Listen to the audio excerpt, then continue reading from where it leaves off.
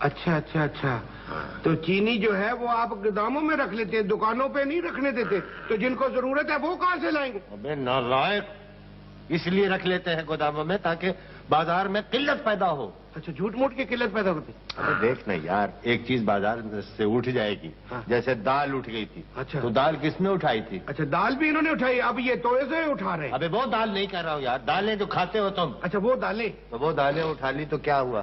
بازار میں دال نہیں تھی، 16 روپے بکی، 18 روپے بکی، وہ مہربانی تھی 16-18 بکی، وہ 40 روپے سیر بھی بیچتے تو لوگ خریدتے، جاتے کہاں وہ؟ اب آ گئی ہے باری چینی کی، ساری کھینچ کے تو گوداموں میں یہ ٹھوس دیں گے، جب بازار میں نہیں ہوگی چینی تو جس مرضی سے بیچیں گے بکے گی۔ اس کا مطلب یہ ہو گیا نا کہ مہنگائی صرف اس لیے ہے کہ دکانوں کی بجائے اب چینی جو ہے وہ گوداموں میں سجی ہوئی۔ صرف چینی نہیں اور بہت سی چیزیں بھی سجی ہوئی، تو آدمی ایسے ہی امیر تو نہیں بن جاتا، ایسے ہی تو ڈیلر کیوں جی سیٹھ صاحب کوٹھیاں نہیں بنوا لیتے، کارخانے نہیں لگوا لیتے؟